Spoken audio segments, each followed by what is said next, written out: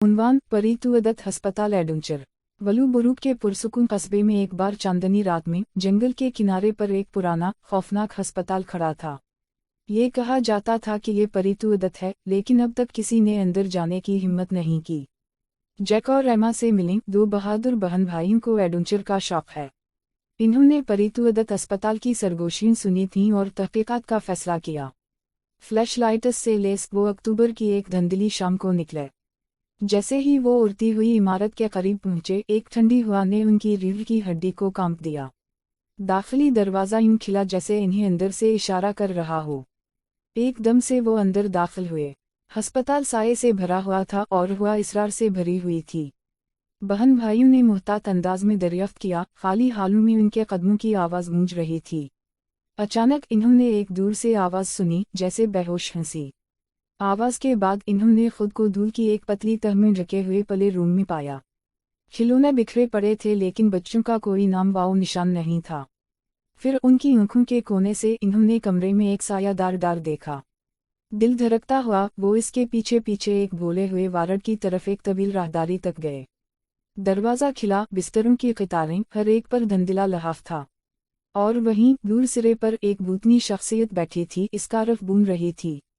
तुम कौन हो? जैक हकलाया, इसकी आवाज़ बमुश्किल सरगोशी से ऊपर थी। शक्ल बदल गई, एक कसम का झुर्रियों वाला चेहरा जाहिर कर रहा था। मैं एग्नेस हूँ, उसने गर्म मुस्कुराहट के साथ कहा। मैं यहाँ कई सालों से हूँ, किसी के साथ खेलने का इंतज़ार कर रहा हूँ। एग्नेस ने वजाहत की कि वो एक नर्स थी जो अस्पताल बंद होने के बाद पीछे रह गई थी। उसे कभी छोड़ने का मौका नहीं मिला और वक्त गुजरने के साथ तन्हाई ने उसे भूत बना दिया। वो एक बार फिर बच्चों की हंसी की खुशी को तरस रही थी। एग्नेस की कहानी से मुतासिर होकर जैक और एमा ने उसकी मदद करने का फैसला किया। इन्होंने कई घंटे खेल खेलते, कहानियां सुनाने और यहाँ तक कि एग्नेस की बनाई मुकम्मल करने में मदद की। हर गुजरते लम्हे के साथ अस्पताल कम खौफनाक और घर जैसा लग रहा था। जैसे जैसे रात बढ़ती गई, एग्नेस की रूह रोशन होती गई और अस्पताल की दीवारें कहकहों से गूंज रही थीं। जब सुबह की पहली रोशनी ने खिड़कियों से झांका तो एक जादुई तब्दीली रौनमा हुई। एक ज़माने में परितुअदत वाला अस्पताल अब गर्मजोशी और मोहब्बत से भर गया था। इसकी आंखों में आंसू के साथ एग्नेस ने जैक और एमा का शुक्रिया अदा किया और फिर आखिरी पलक झपकते हुए वो अपने पीछे सुकून का एहसास छोड़कर गायब हो गई।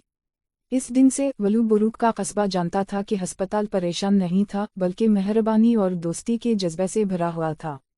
जैक और एमा की मुहिमजुई एक प्यारी कहानी बन गई और हर अक्टूबर में बच्चे पुराने अस्पताल का दौरा करते, इस उम्मीद में कि एग्नेस की मौजूदगी को महसूस करें और खुशी फैलाने की रिवायत को जारी रखें। और यूं वलू बुरूक का परितुअदत अस्पताल एक ऐसी जगह बन गया जहां दोस्ती के जादू ने खौफ पर फतह हासिल की और जहां आने वाली नस्लों के लिए हंसी की गूंज सुनाई दे सकती थी।